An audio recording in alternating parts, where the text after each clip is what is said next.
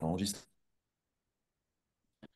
Bonjour Faustine, merci de me rejoindre autour du podcast de la marque Web3.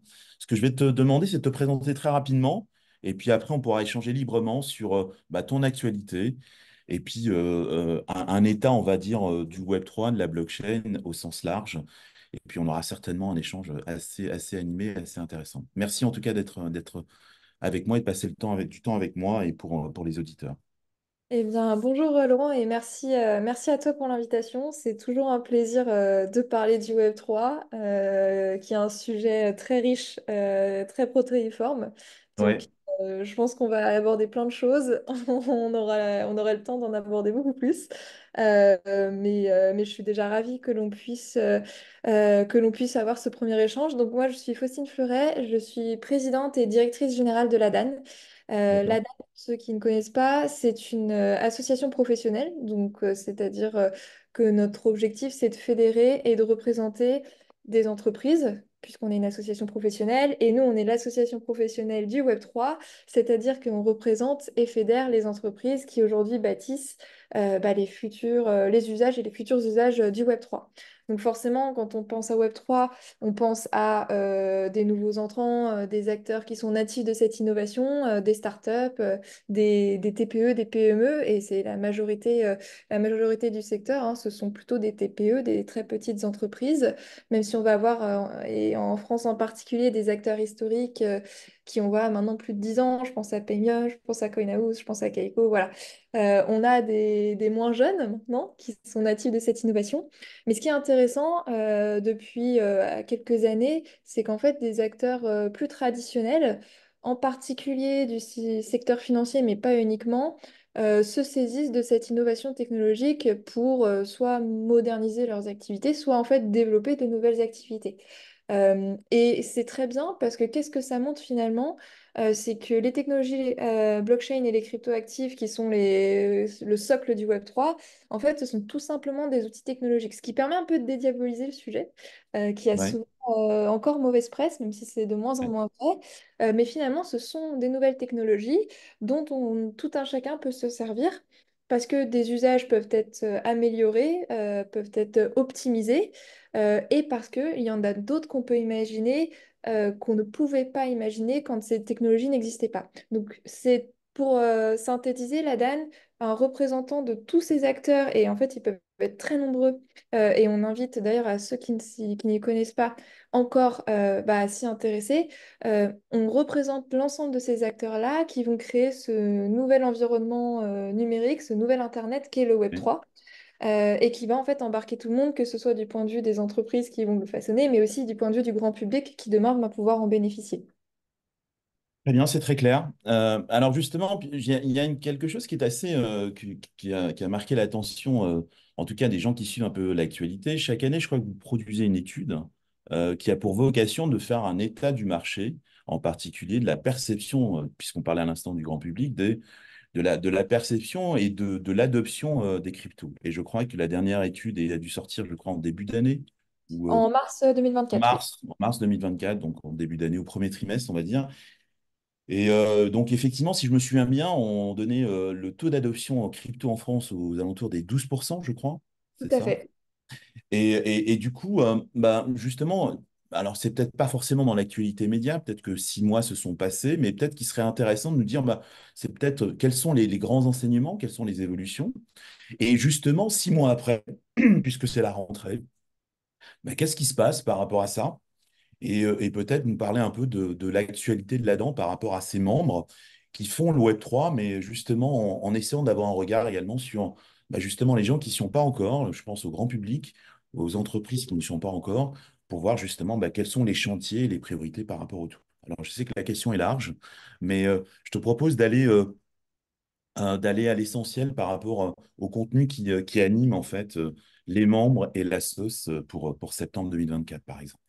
Oui, alors déjà en fait l'étude pour nous elle est extrêmement importante parce qu'elle permet de donner des clés et des métriques sur le on va dire phénomène qui est le Web3, ce qui a pour nous été très important dès la première édition il y a 3 ans parce qu'en Oui, fait on a eu au niveau des pouvoirs publics, des régulateurs longtemps l'impression que c'était un phénomène niche, un secteur niche qui touchait peu son public encore, qui représentait peu d'entreprises.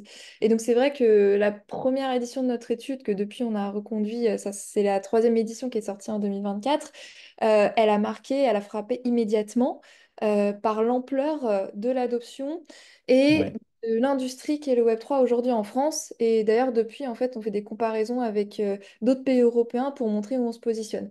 Donc, effectivement, en 2024, on est à 12% de Français qui détiennent des cryptos. Mais ce qui est intéressant, c'est de voir d'où on vient. Dès 2021, 2022, oui, c'était 2022, la première édition de notre étude, on était quand même déjà à 8% des Français qui détenaient des cryptoactifs. Ce qui était déjà plus que la détention directe d'actions par les Français, qui était ouais, en deçà de 7%. Donc déjà, c'est la première chose qui a frappé, c'est que les Français se sont déjà saisis des cryptoactifs, ont déjà investi pour un certain nombre de raisons, que ce soit évidemment de l'investissement, mais aussi et c'est très intéressant pour utiliser les nouveaux cas d'usage qui sont disponibles et qui vont arriver. Donc déjà 8% c'était énorme, 10% une année après et 12% aujourd'hui, alors qu'on le sait, il n'y a quand même pas eu que des actualités très positives dans le ouais, secteur. tout à fait. Je veux dire qu'on est quand même sur une croissance qui est pérenne, qui est durable et qui résiste au choc, on va dire, somme toute classique du développement d'un système innovant comme l'est le Web3. Donc très intéressant. On est un pays en Europe qui a une bonne adoption. On n'est pas les meilleurs. Si on prend les Pays-Bas, on est aujourd'hui à 18% de la population Ouais, euh, qui, euh, qui détient des cryptos. Donc on a un petit peu encore à rattraper. Mais néanmoins, on est toujours sur une population importante quand on regarde ce qu'est la population des gens qui investissent en fait aujourd'hui, tout ouais, simplement. On parle de crypto ou de finance. Et c'est un autre enseignement super intéressant de notre étude, parce que les médias dressent le portrait du crypto-trader comme un mineur qui met tout son crédit étudiant dans la finance décentralisée, qui traite comme un fou 100 fois par jour, qui est collé le nez sur les cours. Et en fait, c'est pas du tout ça. Donc, la grande majorité des investisseurs en crypto, en fait, sont d'abord des investisseurs financiers traditionnels, c'est-à-dire des ouais, gens qui ont déjà des instruments financiers en portefeuille et qui, en fait, veulent diversifier en allouant une partie de leur épargne dans les cryptos. Donc, premier enseignement, c'est pas forcément que des béotiens, que des gens qui sont complètement en dehors du système financier traditionnel qui s'y intéressent. Au contraire, c'est plutôt des CSP+, des gens bien éduqués, déjà dans la finance, qui vont sur les cryptos. Premier enseignement. Deuxième enseignement, on n'est pas sur l'investisseur complètement irrationnel et fou, parce que ouais, ce qu'on voit, c'est que plus de trois quarts des Français qui investissent allouent moins de 10% de leur épargne dans les cryptoactifs. ouais, Donc, ils vont pas faire un all-in, un tapis comme au casino sur les cryptos. Au contraire, c'est plutôt des comportements prudents et rationnels que l'on voit. Et donc, l'investissement moyen d'un Français aujourd'hui dans la crypto, c'est 5 000 euros, voilà, à peu près. non, très bien. Pareil, on n'est pas sur la folie des grandeurs comme on peut le dépeindre. Donc ça fait quand même beaucoup d'indices sur le fait que la crypto est plutôt enfin, contrairement à ce que l'on peut dépeindre, est très bien compris dans la façon d'appréhender ces nouveaux actifs, dans le fait que c'est des actifs risqués. Il y a des actifs moins risqués, hein, comme les stablecoins. Il y a des Bien sûr. actifs qui ne sont pas faits pour investir, pour chercher de la rentabilité, mais par exemple pour jouer à des jeux vidéo, parce qu'on a besoin d'un certificat d'authentification de quelque chose. Donc voilà, il y a quand même une compréhension qui s'affine en France, même si on en parlait juste avant, il y a encore beaucoup d'éducation à faire Ouais, sur ce qu'est le Web3, ce que sont les cryptoactifs derrière, et surtout en fait comment le français doit s'en servir. Donc il y a un peu de responsabilisation encore du grand public à faire.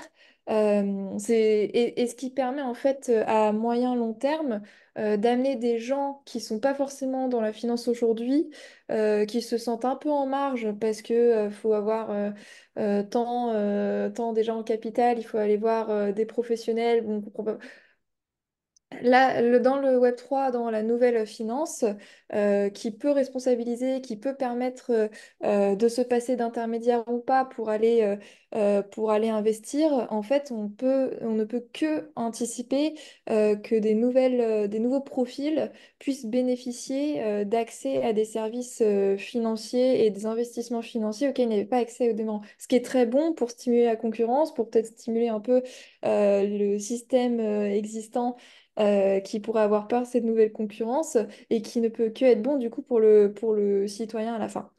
Donc voilà, pour l'adoption, c'est vrai que ça va être les enseignements les plus intéressants, je pense, mais l'étude est très exhaustive, donc ne pas hésiter à Oui, aller tout la à fait. J'encourage d'ailleurs regarder. les auditeurs à aller sur le site de la DAN. L'étude est libre de droit en téléchargement et c'est vraiment intéressant. Il y a pas mal de choses intéressantes. Mais si je résume un petit peu, mais on va peut-être enfoncer des portes ouvertes encore une fois, mais je pense que c'est important. Effectivement, l'adoption est là. En tout cas, elle est faite et ce qui est très rassurant dans l'étude, c'est que c'est plutôt on n'a pas l'image des OG, original gangsters, c'est-à-dire les gens qui tradent et qui font x10 et qui font, qui font tapis. On est vraiment sur un profil de gens qui considèrent les cryptoactifs comme une nouvelle classe d'actifs sur lequel on va pouvoir investir. Et donc, effectivement, dans ce sens-là, je vois bien qu'il y a un certain nombre d'intermédiaires financiers qui réapparaissent de plus en plus, qui sont agréés d'ailleurs et qui proposent aussi le tout comme tu l'as dit très justement, à des gens qui ont un minimum de curiosité, qui se forment et qui vont aller vers ça. Alors, je pense et je pense qu'on en parlait juste un petit peu avant. Alors, c'est vrai que si on reste sur ce mode adoption, je pense que ça va prendre un peu de temps.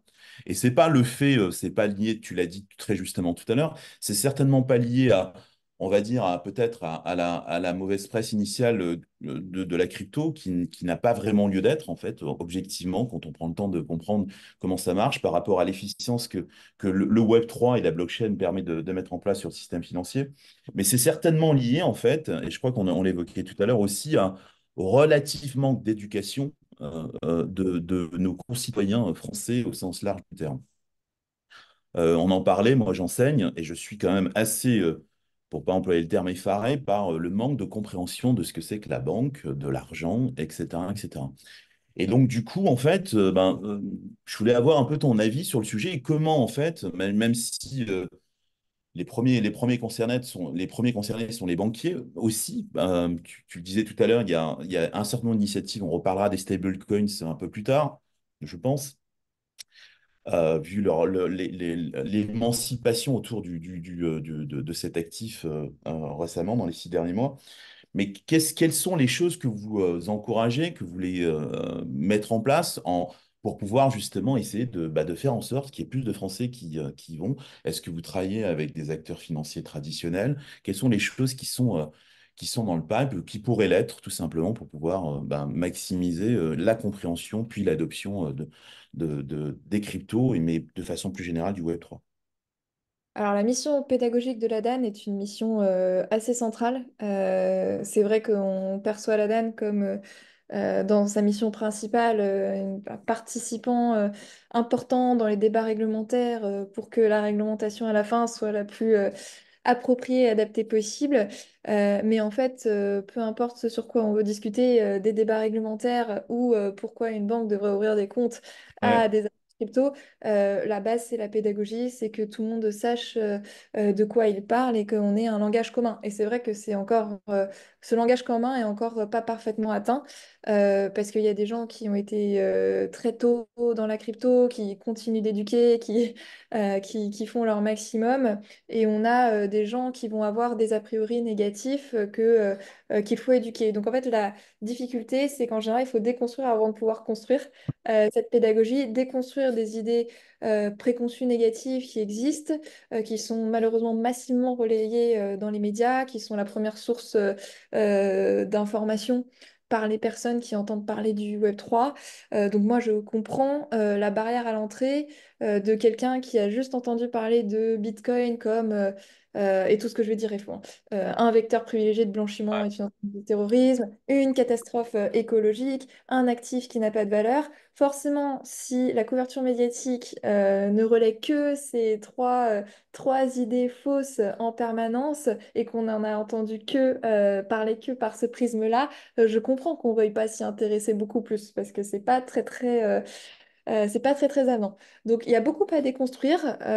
Pour nous, la mission pédagogique, elle va passer par beaucoup d'interventions, si ce n'est privées, mais publiques. Ouais. Moi, j'ai une grosse mission de porte-parole de ce qu'est le secteur, en fait, avant même d'expliquer ce dont il a besoin. Que ce soit dans des conférences qu'on organise ou auxquelles je suis invitée, mais aussi sur des formations peut-être plus privées, plus intime, on va dire, avec des acteurs qui vont avoir un discours public très négatif, mais avec qui on va échanger sans difficulté, parce qu'il y a quand même de plus en plus une compréhension que c'est une innovation qui ne peut plus être ignorée. C'est une Ouais. innovation technologique qui est intéressante et il y a des nouveaux concurrents, des nouvelles entreprises qui arrivent et soit c'est une technique, hein, soit on essaye de tuer la nouvelle concurrence, on l'empêche de se développer. Et ça, évidemment, ça a été une stratégie prise par certains. Ou alors, on essaye de rivaliser. Et comment on rivalise? Ben, on se saisit de ces mêmes outils technologiques, sachant qu'en tant que acteurs établis, on a des avantages significatifs par rapport aux nouveaux qui arrivent, qui ont besoin de ressources, donc de se financer, de se structurer, de se mettre en conformité avec une réglementation qui est déjà relativement lourde pour un secteur super émergent.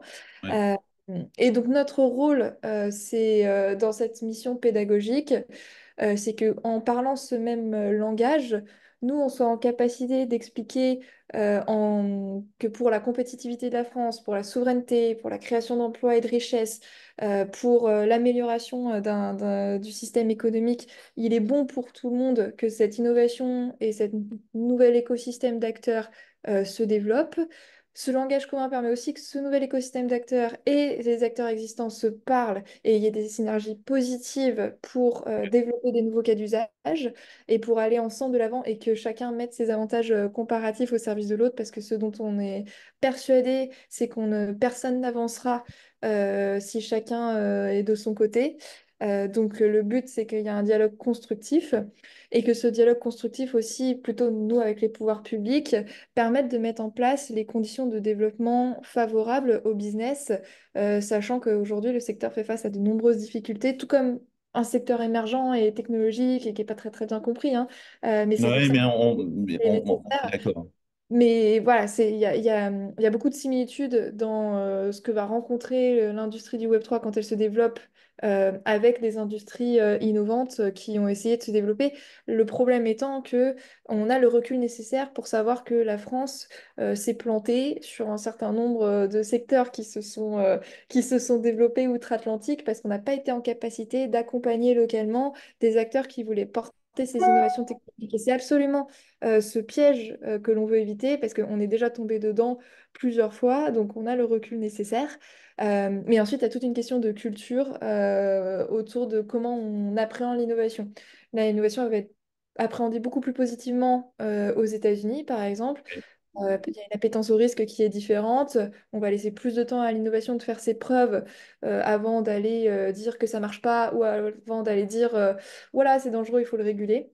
Et c'est vrai qu'en Europe, en France et en Europe, l'innovation va être plus rapidement observé et jugé comme par exemple ne fonctionnant pas. Alors que bon, si on prend les technologies blockchain et le Bitcoin, c'est 2008-2009, on est quand même sur quelque chose de très récent Ouais. qu'il faudrait peut-être laisser tranquillement se développer, expérimenter, réussir et aussi ne pas réussir, hein, avant de pouvoir émettre un quelconque jugement. Sur cette innovation. Et d'ailleurs, des années après, on nous donne plutôt raison, les acteurs on leur donne plutôt raison sur le fait que c'est une innovation extrêmement pertinente avec un potentiel incroyable. Et de la même façon, attendre un peu avant de poser un cadre réglementaire qui, pour des nouvelles structures, des jeunes structures, est très lourd et Ah forcément ouais, ralentit le développement. tout à fait. Alors justement, peut-être que c'est assez intéressant. J'ai l'impression qu'en fait, en l'espace de 6 mois, enfin, on a beaucoup progressé depuis le début de l'année 2024. Je pense aux Bitcoin aux États-Unis, qui sont à Paris, et le gendarme financier de la planète que sont les Américains. C'est assez intéressant. Ils ont cette capacité de rebondir et de comprendre dans quel sens le vent est en train de tourner, avec la SEC qui approuve Bitcoin, la SEC qui approuve les ETF Ethereum, avec sous fond de campagne américaine qui, d'un seul coup, en fait, on devient, je pense, plus favorable à l'ensemble de l'écosystème, alors que parallèlement, la France, et je pense que tu pourras largement en parler, tu parlais très, très, très logiquement tout à l'heure de régulation, de réglementation, a mis en place des efforts importants pour justement donner un cadre légal, encadré, et, euh, et qui est, et comme tu le disais très justement, important pour pouvoir être sûr qu'on parle de choses, de la même chose, que le tout soit encadré, surtout quand on parle de l'argent, par rapport à des acteurs historiques qui font le marché, qui font le marché et qui le tiennent véritablement. Et donc, j'ai l'impression, moi, c'est mon avis personnel, hein, j'ai l'impression que les Américains, comme d'habitude, ils ont compris que les choses sont en train de changer et que les sorties tour à tour au départ de Trump, puis de Biden, puis maintenant de Harris sur la crypto est quand même beaucoup plus favorable qu'elle ne l'était il y a 6 mois. Il y a des choses qui sont en train de bouger et même si où est-ce qu'on en est par rapport à tout ça en France, en particulier sur l'adoption, la compréhension de Mika, sachant qu'on était plus avancé, j'ai eu l'impression d'un point de vue réglementaire. euh, mais encore une fois, peut-être que c'est une impression qui est communiquée par les médias. J'ai l'impression que ce sont les US qui sont en train de certainement récupérer les choses par rapport à la perception que c'est par là-bas qu'il faut aller faire les choses plutôt que malheureusement en France, par exemple, et en Europe de façon plus large, quoi. C'est En un fait, avis. non, non, mais complètement. L'Europe a joué la carte qu'a pas joué les États-Unis au début.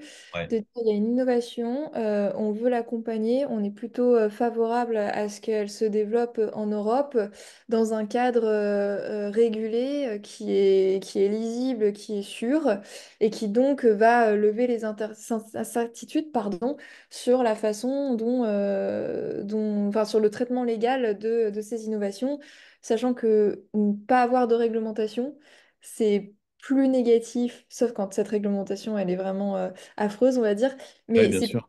pour un business de savoir quoi faire quand il n'y a pas de réglementation, plutôt que quand il y en a une, et même si elle est stricte, au moins les règles sont claires. Et en fait, c'est le choix que l'Europe a fait Ouais. vers les États-Unis qui n'ont jamais voulu clarifier le cadre réglementaire dans lequel se développait cette innovation et qui a pu taper sur certains acteurs qui en fait l'ont pas forcément vu venir ou qui n'auraient pas pu l'anticiper parce que c'était juste dire bon voilà je pense, enfin je sais que tu es pas dans les clous mais en fait il n'y avait pas d'indice véritablement pour les acteurs pour savoir comment se mettre dans les clous. Ce qui est l'approche française Ouais. depuis qu'on a mis en place une réglementation avant même qu'elle arrive en Europe. La France a mis en place une réglementation depuis 2019. Ça, c'est déjà quelque Ouais. chose qu'il faudrait que tout le monde sache. Comme ça, on arrêtera de dire qu'il n'y a pas de réglementation Merci de le dire parce que les gens ne le savent pas en fait. Ouais. non, non, les gens ne le savent pas. Donc, il y a une réglementation des marchés de cryptoactifs depuis 2019 en France, qui a inspiré la réglementation qui est en train de se mettre en place en Europe et qui entre en application à la fin de l'année, en décembre 2024. Ouais. Euh, donc ça, c'est le choix de l'Europe, qui est plutôt un choix qui a été bien accueilli parce que encore, enfin, l'industrie a été consultée, il y a quand même eu beaucoup d'échanges dans le cadre de la mise en place de cette réglementation. Donc ça n'a pas été une réflexion en chambre où on a dit, tiens, tu vas appliquer MIF 2, tu vas appliquer abus de marché, bonsoir. C'est pas ça qui a été fait. Il y a eu beaucoup de discussions pour voir de quelle façon une réglementation, si elle arrive, elle est bonne pour l'innovation et elle est protectrice de l'investisseur. C'était de voir est-ce qu'il y a le bon équilibre. Donc le texte de réglementation européenne dont on parle s'appelle MiCA, parce que tu l'as mentionné, pour Markets in Crypto Assets. Mm. C'est un texte qui encadre les marchés de cryptoactifs, des acteurs qui vont faire de la conservation, de l'échange, proposer de la gestion de portefeuille, du conseil sur investissement, voilà, somme toute des services financiers dont on est assez familier quand on évolue dans le monde de la finance, sauf que voilà, les services sont rendus sur des cryptoactifs et pas sur des instruments financiers. Euh, on va dire qu'il y a un équilibre relatif, euh, parce que quand même c'est un cadre très lourd et qui est mis en Oui. place très vite, parce qu'il a été adopté il y a à peine un an et que déjà pour des émetteurs de stablecoin, les règles doivent être appliquées. Donc ça a mis moins d'un an pour aux acteurs à se préparer, sachant qu'une réglementation, c'est pas juste on l'adopte, on la lit et on la met en place. Non, en plus, il y a plein de textes techniques, de précision du régulateur à avoir. Donc non, ça se prépare, ça s'anticipe énormément. Donc c'est un texte très lourd qui a été mis en place très vite, parce que bon, les émetteurs de stablecoin, on l'a dit, appliquent déjà. Et même pour ceux qui vont devoir l'appliquer à la fin de l'année, ça ne fait qu'un an et demi entre l'adoption Ouais, tout à fait. de Mika et son entrée en application pour s'y préparer, encore une fois, avec tous les textes et les standards techniques dont on a besoin quand on veut se mettre en conformité. Et donc c'est très rapide pour les acteurs de se mettre en conformité avec. Ça nécessite des ressources dans un environnement économique qui n'est pas forcément favorable en ce moment. Euh, et euh, et qu'est-ce que j'allais dire? Et c'est lourd, pardon. Ouais, Parce que j'ai dit c'est rapide et c'est lourd. C'est lourd parce que Mika, en fait, c'est une inspiration des réglementations financières que l'on connaît pour les acteurs, pour les intermédiaires de marché traditionnels. Donc c'est MIF 2, c'est abus de marché, euh, il y a du prudentiel, donc, qui ne sont pas dans Mika. Il y a tout ce qui est lutte contre le blanchiment et le financement du terrorisme et qui, pareil, va s'appliquer aux acteurs crypto comme elle s'applique aux acteurs financiers. On peut se figurer que pour la start-up qui a 3 ans, qui a un nombre restreint de clients, qui pose un nombre restreint de risques encore aujourd'hui et qui doit appliquer Mika d'un coup, c'est un sacré challenge. C'est vraiment, vraiment un sacré challenge. ouais. Mais Et peut-être que. du coup, pour revenir, enfin, que je reboucle parce que Ouais, je t'en prie. j'ai Bah, digressé sur le contenu de la réglementation pour dire que ouais, ça va être dur pour les acteurs. Le problème, parce qu'on parlait de Europe versus UE, c'est que l'Europe a fait son pari d'aider l'innovation que parce qu'elle mettrait en place une réglementation. Et c'est ouais, là où on a un énorme problème, c'est ouais, parce que le secteur n'a pas juste besoin d'une réglementation claire. Il a besoin de financement, il a besoin de partenariats avec des acteurs qui aujourd'hui ne veulent pas parce que la pédagogie est encore pas faite pour que toutes les idées, toute l'image négative soit accolée. Il y a besoin de produits d'assurance, il y a besoin de adapter, il y a besoin de gérer le risque, etc.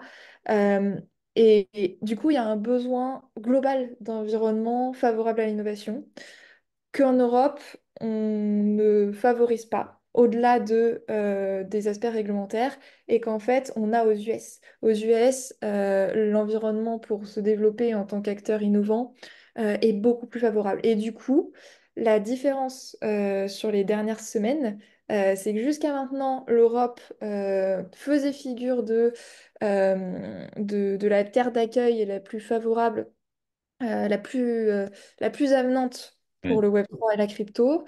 Mais ça va changer et on le voit dans le discours notamment des candidats à l'élection présidentielle américaine. Le discours est en train de totalement changer aux totalement États-Unis changé. et la Ouais, perception et donc ce qu'on peut attendre de ces candidats et donc de ces futures présidentes ou présidents qui, s'ils suivent effectivement ce qu'ils disent et s'ils sont favorables comme ils le disent, s'il n'y a plus qu'une réglementation à clarifier aux États-Unis, en fait, il y a tout le reste. Et nous, c'est l'inverse. On a une réglementation qui a d'ailleurs permis d'accueillir des grands champions américains parce qu'ils ne s'y retrouvaient pas là-bas. C'est très ouais, important, cette réglementation. C'est sûr, c'est très important, mais c'est insuffisant. C'est insuffisant. Et le retard que pouvaient avoir pris les États-Unis sur nous, plutôt l'avance que l'Europe pouvait avoir pris sur les États-Unis, la crainte énorme que l'on a, c'est que ça se résorbe et que les ouais. pouvoirs publics français et européens ne se rendent pas compte qu'on ne peut pas surfer uniquement sur une réglementation claire et lisible, que c'est insuffisant et qu'on va rater encore cette innovation-là, ce train innovant-là, alors qu'on avait toutes les cartes en main parce que pour une fois, les États-Unis étaient super méfiants, super réticents et qu'on avait toutes les bonnes raisons de pouvoir faire de cette innovation le nouveau moteur européen de notre économie. Alors, je partage 100% ton avis et c'est mon analyse également sur les derniers mois. Euh, et donc, peut-être pour recentrer, et je pense que c'est important pour peut-être réouvrir sur l'aspect, en fait, moi j'écris beaucoup sur l'adoption du Web3 au sens large par le grand public et en particulier dans ses usages potentiels comme nouveau média, comme Internet a été un nouveau média pour les marques en son temps, il y a 20 ou 25 ans. Ce que j'en retiens, en fait, c'est que il est normal, en fait, déjà, il y a beaucoup d'éducation à faire, à continuer à faire pour chasser de l'esprit des gens que les cryptos, c'est quelque chose de pas bien et qu'on ne finance pas le terrorisme, on ne fait pas de choses mal. Au contraire, justement, pour contrer ça, il y a une régulation qui existe, qui se met en place et qui sera appliquée à l'échelle européenne en fin d'année 2024. Mais j'ai l'impression, et c'est plus qu'une impression, que bah, en fait, ça, c'est un socle macro dont on a besoin, en particulier. Pourquoi la réflexion que je me faisais, c'est tant que le système financier alternatif que représente cet environnement ne sera pas accepté, compris, on aura du mal à développer des usages qui vont être plus grand public sur le reste. Et pour preuve, on en parlait juste avant notre échange là. Moi, j'ai beaucoup suivi l'émergence de marques qui vont sur la Web3, pas tant avec une approche crypto, bien sûr, mais je pense à Nike, qui a longtemps été mis en avant comme la marque qui avait pris le meilleur virage Web3 avec la mise à disposition et la vente de NFT en proposant des expériences immersives, etc., etc. Il y a 2 jours, 3 jours, Nike a décidé de dropper en fait et de mettre de côté en fait ce qu'ils appellent leur expérience Swoosh, qui est une appli qui permettait d'acheter des NFT qui donnait l'occasion d'avoir accès à des plateformes, des avantages particuliers pour se recentrer en fait sur un univers qui est déjà adopté par une plus grande majorité de gens, qui est le gaming au sens large du terme.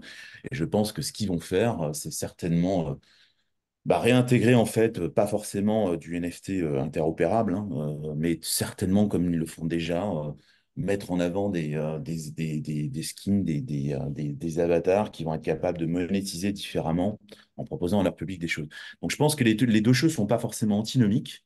Il y a une régulation, une structuration de l'échange du système financier d'un côté, et puis par ailleurs, en fait, des usages consommateurs et grand public qui ne seront pas là tant qu'on n'a pas clarifié l'ensemble du tout. Et tant que l'argent, crypto ou non, ne circulera pas librement, très largement, les gens auront du mal à, à comprendre ce que c'est, comment ça peut marcher. Et même si on a le droit d'encaisser en France en collectant de l'argent sous la forme de crypto, il y a peu de gens qui le savent. Il n'est pas possible forcément de payer en crypto. C'est des choses qui se mettront en place petit à petit, mais on est quand même assez loin de cette adoption-là. Et je pense qu'il était important de bien comprendre le rôle de la dent dans tout ça.